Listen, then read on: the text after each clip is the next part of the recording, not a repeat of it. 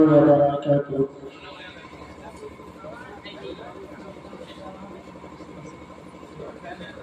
الحمد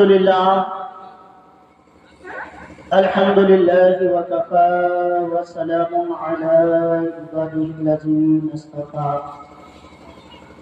أما بعد فأعوذ بالله من الشيطان الرجيم. بسم الله الرحمن الرحيم. يا أيها الذين آمنوا اتقوا الله وكونوا مع الصادقين. آمنت بالله صدق الله مولانا العظيم وصدق رسوله النبي الأمين الكريم ونحن على ذلك لمن الشاهدين والشاكرين والصابرين والحمد لله رب العالمين. کعبے کے بدرالدجا تم پہ کروڑوں درود، طیبہ کے شمس الضحا تم پہ کروڑوں درود. حبیب یا رسول اللہ شافع روز جزا تم پہ کروڑوں درود، دافع جملہ بلا تم پہ کروڑوں درود. حبیب یا رسول اللہ کیوں کہوں بے کس ہوں میں، کیوں کہوں بے بس ہوں میں، کیوں کہوں بے کس ہوں میں، کیوں کہوں بے بس ہوں میں، تم ہو اور میں تم پر فدا تم پہ کروڑوں درود. اور کام وہ لے لیجئے تم کو جو راضی کرے، کام وہ لے لیجئے تم کو جو راضی کرے، ٹھیک ہو نام رضا تم پہ کروڑوں درود. آئیے خطبہ مسنونہ کے بعد ہم اور آپ مل کر اپنے پیارے آقا نامدار مدینے کے تاجدار احمد مصطفیٰ محمد مصطفیٰ صلی اللہ تعالی علیہ وسلم کی بارگاہ بے کس پناہ میں ہدیہ درود پاک کی گالیاں نشاور کریں اور پڑھیں بابا سے بلند اللہم صلی علی سیدنا شفیعنا مولانا محمد وعلی الجود والکرم وآلہ وبارک وسلم صلاۃ و سلام علیک یا رسول اللہ صلی اللہ تعالی علیہ وسلم. محترم حضرات، اللہ تبارک و تعالی کا ہزار ہزار شکر و احسان ہے کہ اس نے ہمیں اور آپ کو بنی نوع انسان میں پیدا فرما کر اشرف المخلوقات، اور اللہ کا احسان عظیم ہے کہ اس نے ہمیں اور آپ کو آقا دو عالم صلی اللہ تعالی علیہ وسلم کی امتی میں پیدا فرمایا. یہ اللہ کا بہت بڑا احسان ہے ہمارے اور آپ کے اوپر. میں نے ابھی جس آیت کریمہ کی تلاوت کرنے کا شرف حاصل کیا، اللہ تبارک و تعالی قرآن کریم میں ارشاد فرماتا ہے کہ یا ایھا الذین آمنوا اتقوا اللہ وکونوا مع الصادقین، کہ اے ایمان والو اللہ سے ڈرو اور سچوں کے ساتھ ہو جاؤ. ہمیں اور آپ کو اب سمجھنا ہے کہ اللہ کا ڈر کیسا ہونا چاہیے، ہمیں اللہ کا خوف کیسا رکھنا چاہیے. ہم اگر کوئی گناہ کریں تو اس سے پہلے ہمیں ہزار بار سوچنا چاہیے کہ ہم کیا کر رہے ہیں، اس میں اللہ کی رضامندی ہے یا ناراضگی ہے. اگر ہم دیکھیں کہ اس کام سے اللہ تعالی ناراض ہے اور یہ کام اللہ کو ناراض کرنے والا ہے تو ہم اس کام کو نہ کریں، بلکہ اللہ کی خوف سے اگر ہم اس کام کو چھوڑ دیں گے، اس گناہ کو کرنا چھوڑ دیں گے تو اللہ تعالیٰ ہمیں اس کے بدلے میں اجر و ثواب دے گا، ہماری گناہوں کو بخشے گا. اور آپ کو میں نے پھر آگے کہا وَكُونُوا مَعَ الصَّادِقِينَ، کہ سچوں کے ساتھ ہو جاؤ. اب آپ کہیں گے سچے کون لوگ ہیں؟ ہمارا آپ کا دماغ جب کام نہ کرنے لگے، ہمارے عقل جب کام نہ کرنے لگے، تب ہم قرآن سے پوچھیں اے قرآن تو بتا کہ یہ سچے کون لوگ ہیں جن کے ہم دامن کو تھامیں، جس سے ہمارا بھلا ہو، جس کے راستے پر ہم چلیں، جس کی قربت اختیار کریں، جس سے ہمارا دنیا اور آخرت میں بھلا ہو. اب قرآن کہے گا آپ کو وَلَعَلَّهُ عَلَيْهِمْ مِنَ النَّبِيِّينَ وَالصِّدِّقِينَ وَالشُّهَدَاءِ وَالصَّالِحِينَ، کہ یہ اللہ کی چار گروہ ہیں جن پر اللہ کا انعام اور اکرام ہوا. ہمارا آپ ان چار گروہوں میں سے کسی ایک گروہ کا بھی دامن تھام لیں گے ہے انشاءاللہ ہمارا رات کا بیڑا پار ہے۔ آج انہیں صالحین میں سے ایک اللہ کے مقرب ولی، اللہ کے برگزیدہ بندہ، اللہ کے محبوب کی محفل ہے۔ آپ جانتے ہیں یہ ان بزرگان دین کی محفل ہے کہ ہم یہ ادنا سا غلام ان کی شان، ان کی کرامت آپ کے سامنے یہ پیش کرنے کی کوشش کر رہا ہوں۔ آپ حضور شاہ مصطفیٰ رضا خان اور مفتی اعظم ہند کی یہ محفل ہے، ان کے نام سے یہ سجائی گئی۔ یہ شاہ امام احمد رضا خان فاضل بریلوی حضور اعلیٰ حضرت کے چھوٹے صاحبزادے، ان کی زندگی 92 سال کی ہوئی۔ یہ 1310 ہجری میں 22 جولائی بروز جمعہ صبح صادق کے وقت یہ بریلی شریف محلہ سودا جناب میں پیدا ہوتے ہیں، اور ان کا جو پیدائشی نام محمد تھا۔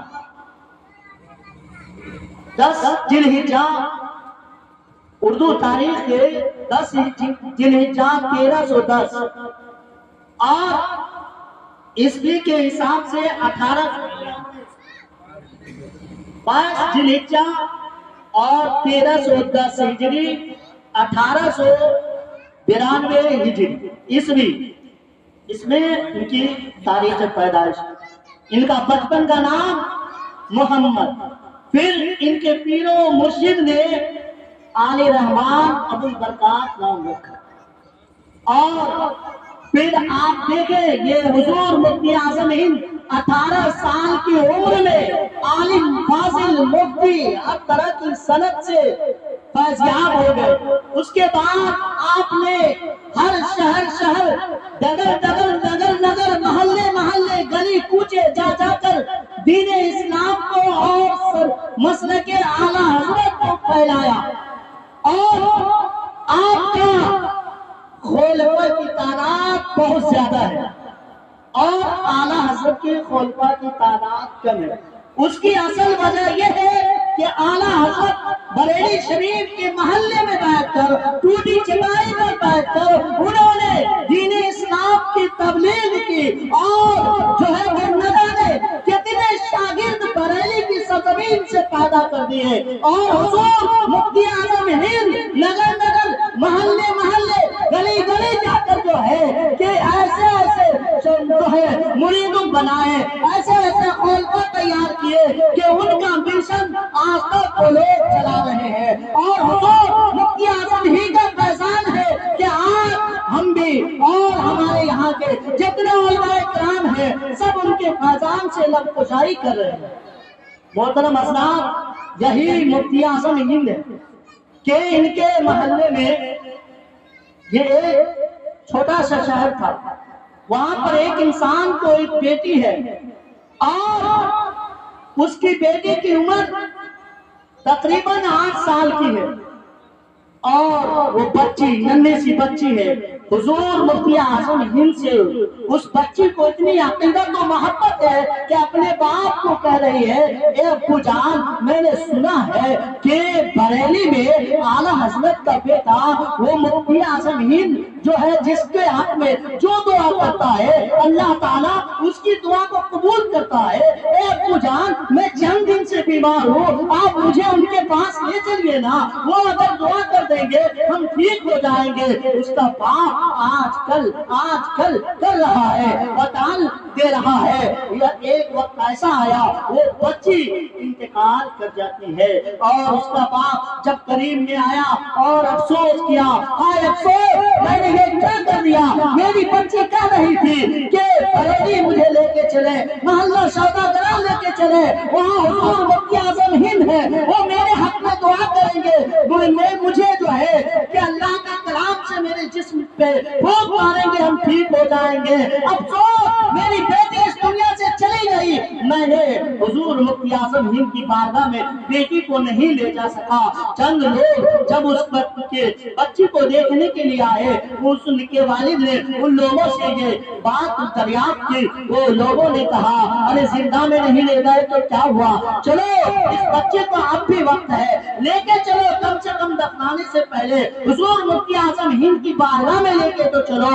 अब जो है कि उसका बाप कहता है कि हाँ ठीक कहते हो, चलो। वो उस बच्चे की लाश को लिया और ले जाकर के मोहल्ला सौदागरा पहुंच गया, जहां पर हुजूर मुफ्ती आजम हिंद के हुजरा के पास पहुंच गया। हुजूर मुफ्ती आजम हिंद का एक तख्त था, जिस तख्त पे बैठकर वो हुक्का पिया करते थे। उस तख्त पर उस बच्ची के लाश को रख देता है और उस वक्त हुजूर मुफ्ती आजम हिंद अपने हुजरे में नमाज पढ़ रहे थे। नमाज पढ़ने के बाद जब बाहर निकले तो देखा चंद लोग जमा है। उन लोगों से पूछा कि क्या सलाम हुआ, उसके बाद पूछते हैं कैसे आना हुआ।